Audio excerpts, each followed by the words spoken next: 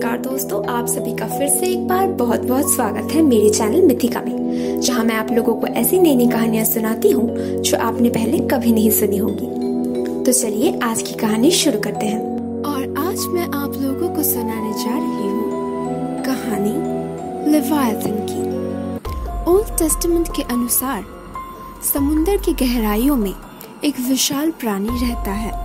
उसका नाम है लेवियाथन।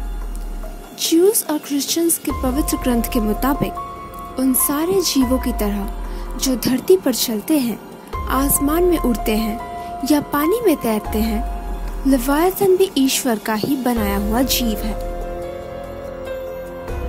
बुक ऑफ जॉब में इस प्राणी का जो वर्णन किया गया है, उससे हमें पता चलता है कि ये जीव दिखने में एक विशाल समुद्री ड्रैगन की तरह है।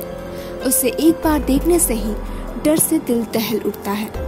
कोई भूल से भी उसे उसकी नींद से जगाने के बारे में सोच भी नहीं सकता, क्योंकि उसे मार गिराने का सोच बस एक भ्रम है।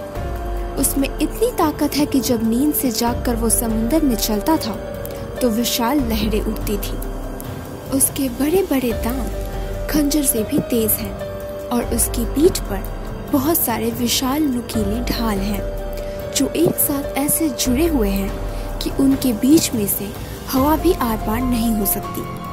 उसकी मुंह से आग निकलता है और नाक से धुआं। जब यह विशाल जीव किसी के सामने आ जाता है तो बड़े से बड़े शक्तिशाली इंसान भी डर से कांप उठता है, क्योंकि तलवार, तीर या भाला उसके चट्टान जैसी मजबूत सीने के आर पार नहीं जा सकती।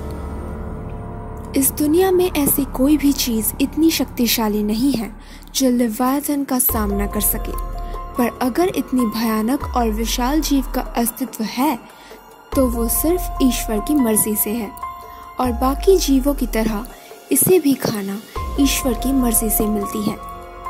इंग्लिश फिलोसोफर थॉमस हॉब्स ने इस विशाल जीव से इंस्पायर्ड होकर अपनी किताब लेवियाथन लिखी थी।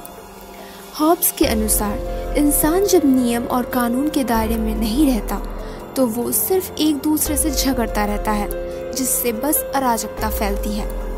इससे बचने के लिए एक सामाजिक संधि बनाई गई, जहाँ पर हर कोई एक शख्सियत के नाम पर अपनी अपनी सत्ता को त्यागता है, और इस शख्सियत के पास इस कारण बहुत ताकत रहती है और सभी इसे मानते हैं। इस विशाल सत्ता के अधिकारी को हॉब्स ने उस विशाल जीव के साथ तुलना की है जिसे हम सब लेवियाथन के नाम से जानते हैं। तो दोस्तों, कैसी लगी आप लोगों को आज की कहानी? अगर अच्छी लगी हो तो प्लीज इसे लाइक कर दीजिए। नीचे कमेंट सेक्शन में लिखकर जरूर बताइएगा कि आप लोगों को कैसा लगा, और प्लीज प्लीज प्लीज मेरे चैनल को सब्सक्राइब कर दीजिए। और हाँ, अपने दोस्तों के साथ शेयर करना बिल्कुल मत भूलना। मैं आप लोगों से मिलूंगी अगले हफ्ते एक और नई कहानी के साथ।